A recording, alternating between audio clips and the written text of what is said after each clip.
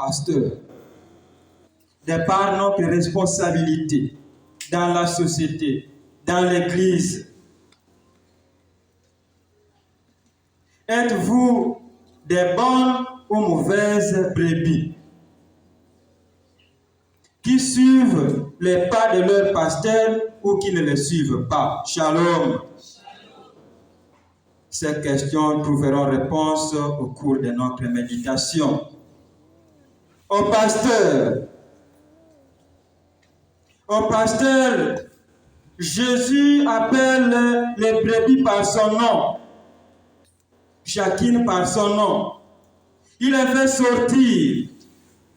Ils marchent à leur tête. Le bon pasteur doit marcher à la tête. Connaître les brebis, chacune par son nom, suppose quoi, chers frères et sœurs? Suppose que Jésus-Christ, le bon pasteur, connaît ses brebis, sans discrimination, sans préférence, sans distinction précise.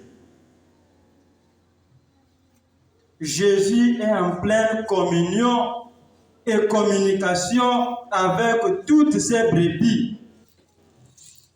Il ne fait pas la sélection pour préférer les unes au détriment des autres. Shalom. Jésus ne fait pas la distinction entre les brebis grasses ou riches ou les brebis maigres ou pauvres. Shalom. Les brebis malades ou bien portantes, les bergers les connaissent. Les modèles du Christ, bon pasteur, interpellent notre manière de traiter les autres, de catégoriser les chrétiens selon leur avoir ou leur contribution matérielle ou financière. Shalom. La valeur d'un chrétien, d'une chrétienne, ne réside pas dans la grandeur de son offrande, dans la grandeur de sa dîme, mais dans son baptême. Il y a des pasteurs aujourd'hui que nous sommes qui préfèrent tel ou tel chrétien par rapport à son offrande, par rapport à sa dîme, par rapport à son titre. Tous, de par notre baptême, nous sommes chrétiens et nous sommes égaux. Shalom. En fait, le baptême est le dénominateur commun de tous les chrétiens. Le pasteur a un combat à mener au quotidien, comme le dit le pape François. Nous avons été appelés à offrir notre vie pour nos frères et sœurs en leur apportant Jésus-Christ. Lorsque nous avons reçu onction, nous avons aussi reçu la mission, laquelle apporter la bonne nouvelle, annoncer la bonne nouvelle. Et le Christ ne nous a pas envoyé annoncer cette bonne nouvelle à seulement ceux qui nous donnent des dîmes ou ceux qui donnent beaucoup à l'Église. Non, il n'y a pas de discrimination, il n'y a pas de préférence. Il n'y a pas de distinction précise. Shalom. Aux parents, chers parents, soyons des bons parents à l'exemple de Christ. Les parents ont le devoir de bien prendre soin des enfants, de les scolariser, les faire étudier, de les éduquer. Prendre soin des enfants ne signifie pas les choyer, les cajoler, les dorloter, les câliner. Si vous le permettez, les chouchouter. Parce qu'il y a un risque de les gâter. Shalom. Mais de plus, Prendre soin des enfants veut dire les orienter. Les orienter. Shalom. Soyez des modèles, des responsables pour eux. Confère Proverbe chapitre 23, versets 24 à 26. Regardez votre habillement, votre tenue vestimentaire devant vos enfants. En quoi est-ce que vous êtes modèle pour les enfants? En quoi est-ce que vous êtes des bons pasteurs, des bons éducateurs pour vos enfants? Shalom. En quoi est-ce que vous êtes bon papa lorsque votre épouse, madame son épouse, est en voyage au boulot? Vous utilisez votre chambre sponsale, votre chambre conjugale, votre chambre maritale avec des autres femmes devant les enfants. Quel témoignage! Quel témoignage! Shalom! En quoi est-ce que vous êtes des mamans modèles lorsque votre mari est au boulot, empêché, en voyage? Vous les faites des mains devant les enfants. Shalom.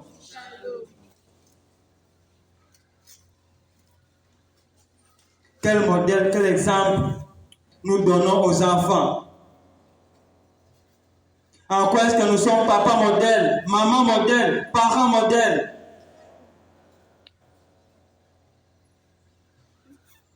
Il y a des papas qui rentrent à la maison seulement quand ils sont fatigués, après avoir épuisé toutes les énergies dehors. En quoi est-ce que vous êtes modèle? Shalom. En quoi est-ce que vous êtes modèle? On sort, on entre fatigué, épuisé, parce qu'on a gaspillé toutes les énergies possibles dehors. Et lorsqu'on est fatigué, c'est à ce moment-là qu'on rentre à la maison. On va présenter les excuses auprès de madame. Shalom.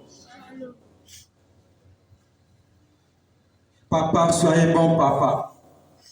Soyez un bon mari pour votre femme. Aimez votre femme.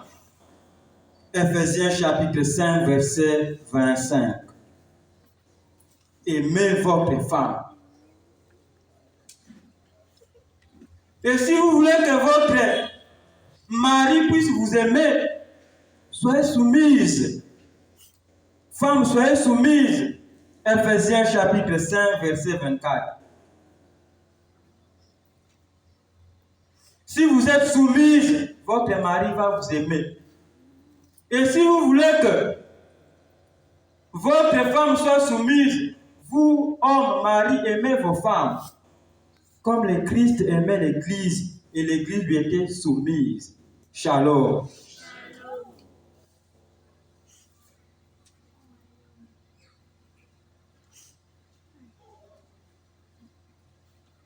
Parents, soyez des modèles encore une fois pour vos enfants, afin que vos enfants vous obéissent dans le Seigneur, bien sûr. Ephésiens chapitre 6, du 1er au 9e verset.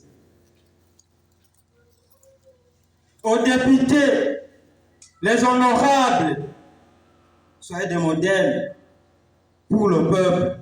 Servez le peuple qui a voté pour vous. Quand vous mangez, souvenez-vous que c'est grâce au peuple que vous êtes arrivés là où vous êtes. Dites clairement ce que ce peuple vit. Ne soyez pas corruptibles. Votre travail doit s'orienter au bien-être de ce peuple qui mène une vie précaire. Shalom.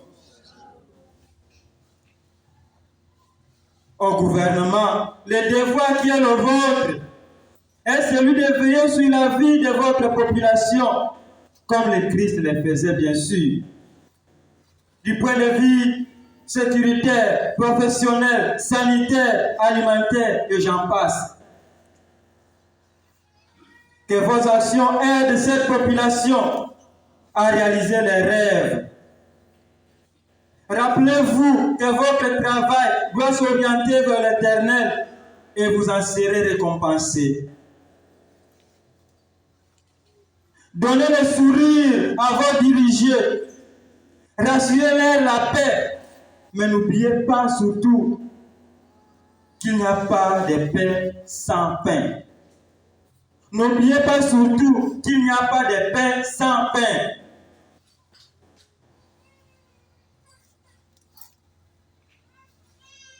Aux médecins soignants, corps médical, gynécologue, en quoi est-ce que vous êtes bon soignant? En quoi est-ce que vous êtes bon médecin? En quoi est-ce que vous êtes bon gynécologue? Lorsque le malade, le patient vient vous consulter, avant, pendant et après, qu'est-ce qui se passe? S'il vous plaît, ne profitez pas de la faiblesse des malades. S'il vous plaît, ne profitez pas de la faiblesse des malades. Gynécologue, ne profitez pas de la femme non plus. Parce qu'elle est venue se faire consulter chez vous. Soyez des bons médecins, des bons gynécologues. Soyez aussi des bons enseignants. Ne changez pas le corps avec le corps, avec le sexe, avec de l'argent.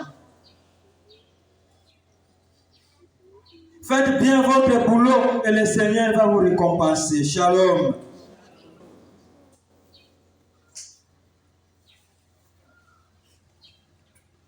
Aux brebis, aux brebis, aux enfants, à tous ceux ou toutes celles qui subissent des ordres. Suivez le pasteur. Enfants, suivez vos parents. Ne jamais suivre un étranger, mais s'enfuir devant lui, s'enfuir devant un étranger. Jésus touche à la question de l'obéissance au pasteur et de se laisser guider. Les enfants, laissez-vous guider par les parents. Écoutez les parents. Obéissez à vos parents dans le Seigneur. Ce que la Bible dit, enfants, obéissez à vos parents dans le Seigneur, car vous serez bénis et vous aurez longue vie sur terre. Et le contraire, c'est lequel? Lorsque les enfants, vous n'obéissez pas à vos parents, vous serez maudits. Vous n'aurez pas longue vie sur terre. Vous serez égarés. Vous serez les enfants bâtards. Shalom. À l'église, il n'y a pas de chrétiens acéphales. À l'église, il n'y a pas de chrétiens acéphales. C'est-à-dire sans autorité spirituelle. À l'église, nous n'avons pas besoin de chrétiens acéphales qui marchent sans autorité spirituelle, qui marchent sans pasteur, qui marchent sans prêtre, qui n'écoutent pas, qui n'obéissent pas. Les chrétiens acéphales. De nos jours, les chrétiens échappent à la bonne direction des pasteurs par goût de l'indépendance ou souci de libertinage spirituel. Celui qui se laisse conduire et obéit ne se trompe jamais. Shalom. Évitez les faux prophètes, le faux pasteur et gardez votre foi. Chers enfants, soyez de bonnes brebis qui ne peuvent pas énerver les parents.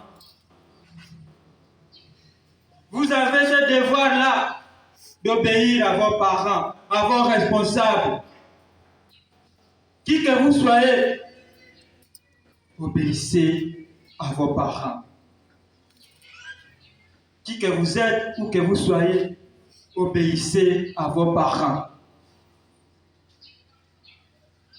Vous devez obéissance à vos parents pour vivre longtemps sur cette terre. Respectez vos parents, même s'ils n'ont plus rien, même s'ils n'ont plus rien, même s'ils n'ont plus du travail, même s'ils sont retraités. Shalom. Même si vous parlez français mieux que vos parents, il reste vos géniteurs. Vous leur devez du respect. Nous avons les enfants aujourd'hui parce que les parents sont retraités, parce que les parents ne leur donnent plus du transport. Ils traitent leurs parents comme si c'était des vauriens. Parce qu'ils ont beaucoup de titres. Ils oublient que ce sont ces parents-là qui ont fait en sorte qu'ils puissent avoir ce titre-là. On devient arrogant, impoli, indiscipliné. Shalom.